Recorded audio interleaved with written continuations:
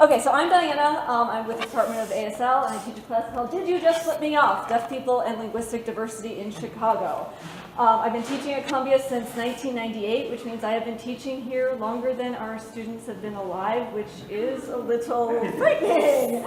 Never taught a big class beyond 20 people before this semester, or before that I've been teaching this.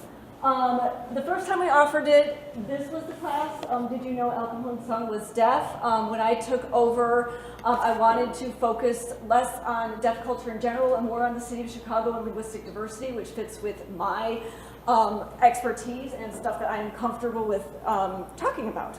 My main goal for this class is that students need to develop roots. Roots at Columbia College, roots in the city of Chicago. If they can make those collaborative connections in this semester and have a great first year experience with me, then hopefully they can grow and hopefully they can graduate from college, which is our goal.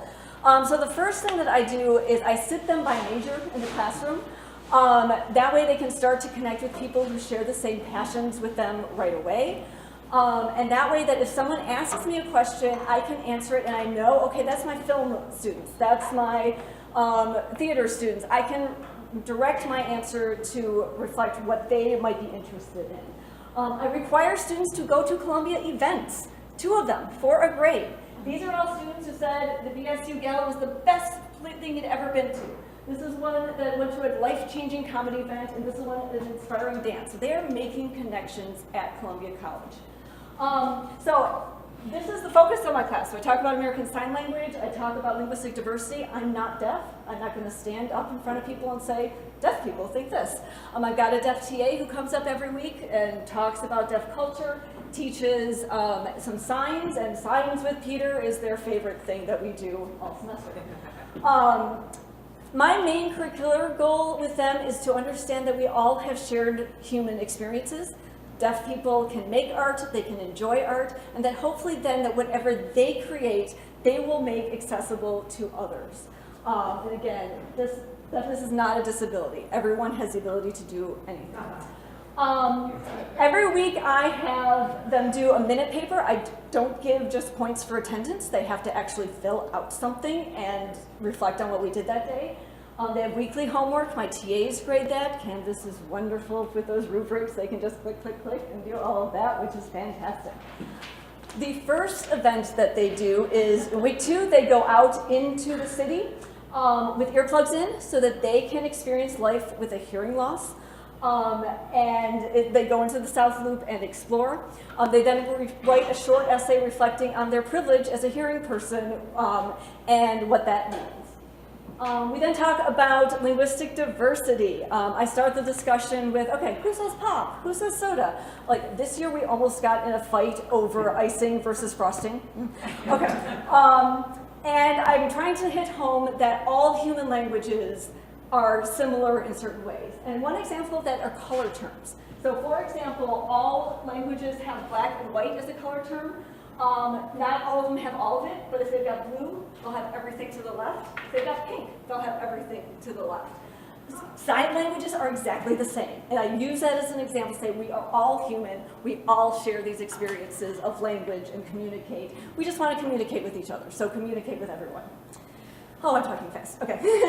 The first big assignment that they do is they have to pick a neighborhood of Chicago, has to be in Chicago. They have to research its history, and they have to research census data on what languages are spoken there.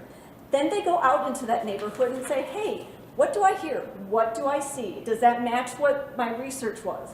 Half of them went to Chinatown, which is fine. They heard not only Cantonese and Mandarin, they heard some French in a bakery, they heard some Spanish. It was really cool. And it gets them out into the community, eating good food usually. Okay, so I also talk about the Americans with Disabilities Act and talk about deaf people in society together with my TA. I'll bring in people to talk about deaf art and artists, deaf representations in the media, and I want them to connect whatever they do to others. I want them to be able to make everything accessible. One of my students this year in a design class actually made a little design for an accessible theater, which I thought was cool. Their second big project is I assigned them in new groups of 4, and I assigned them a small museum in Chicago. My criteria for that is it has to be $5 or less for students, has to be accessible by the train. That group has to go to that museum and answer 2 questions. If I don't know English, can I enjoy this place? Is it accessible? So here are some examples, like the National Museum of Mexican Art, the Money Museum, the Lincoln Park Conservatory, all those places. They then come into class, and we just did this today, they have to present to everyone about these museums. So everyone is learning about these small hidden treasures that we have in Chicago that people don't necessarily know about. They all know of the Field Museum, no offense, Robin, but I'm trying to get them to other places as well. Columbia hosts Deaf Awareness Day, 200 deaf people on campus signing. I brought my class there this year. They had to reflect on it. They reflected on the fact that they're so used to interpreters are for the deaf. It's like, well, here they're for you. You can't communicate with them. And that really blew their mind. It's called Did You Just Flip Me Off? We have a swearing day. I always tell them, don't tattle on me to the dean's office. But I go through the linguistics of swearing, purposes of swearing, and my deaf TA comes up and shows them all the signs that they've wanted to learn all semester. I am completely flummoxed by this current generation. I have students who tell me that they've waived their FERPA rights because they want their parents to know. I've had students tell me that they look at college just as an extension of high school, and they want to still be treated like kids, not like us when we were in high school and wanted that independence. And every semester has been different. Last year, I could not get them to say a word to each other in group work, but they all did the homework. This year, I can't get them to shut up. They are so into everything I'm talking about. About 15 of them don't do a darn bit of work every week. I'm completely confused. I start over every semester, and I'm looking forward to learning from you.